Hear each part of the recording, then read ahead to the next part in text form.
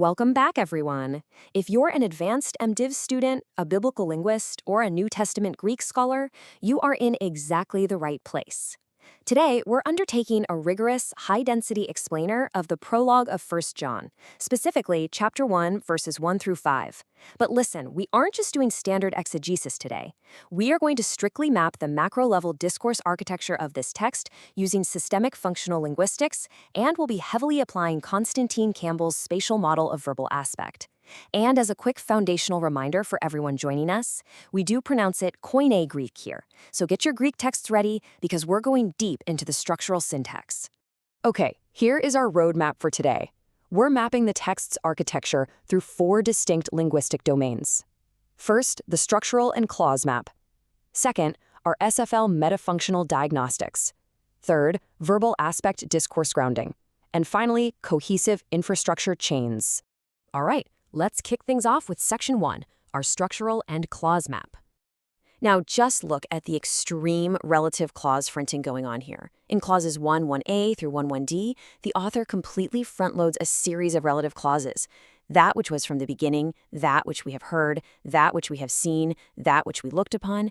This is functioning as a single, highly complex periodic structure.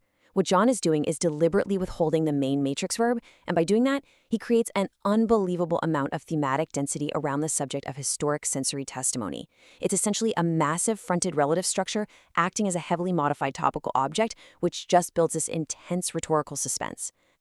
And that structural textual tension is finally resolved in clause 1(3)b. The author uses a resumptive structure in 1(3)a to pick up the suspended relative chain from the prologue, and then finally drops the suspended matrix verb, apangelomen, we proclaim. The massive complex object of verses 1 and 2 finally meets its governing predicate. Moving right along to Section 2, SFL metafunctional diagnostics. Notice how the ideational processes cluster here as we map out the predicate process types. In the prologue, clauses like 1(1)c and 1(1)e are heavily clustered around mental perception and material actions.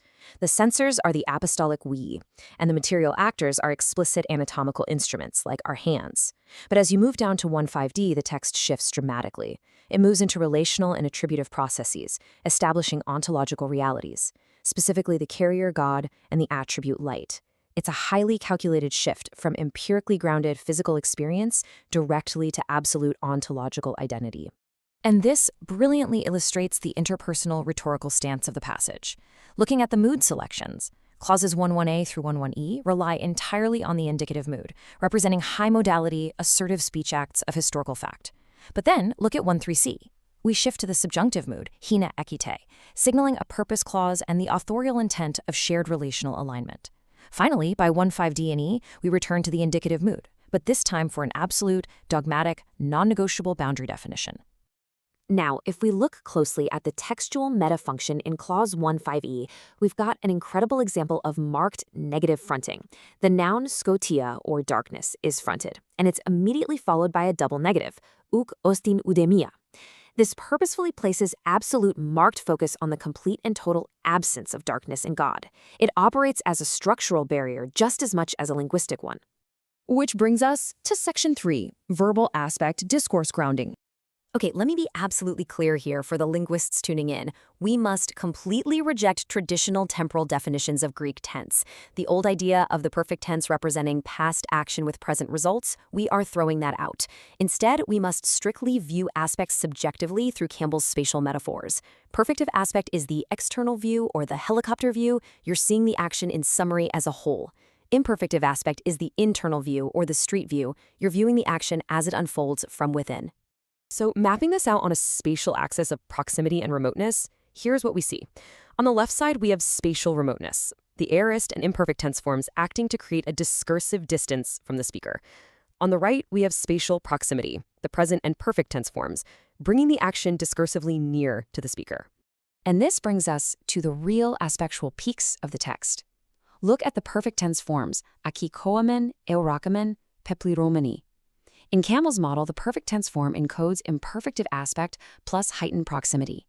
These function as aspectual peaks, essentially applying a spatial zoom or a magnifying glass to the text.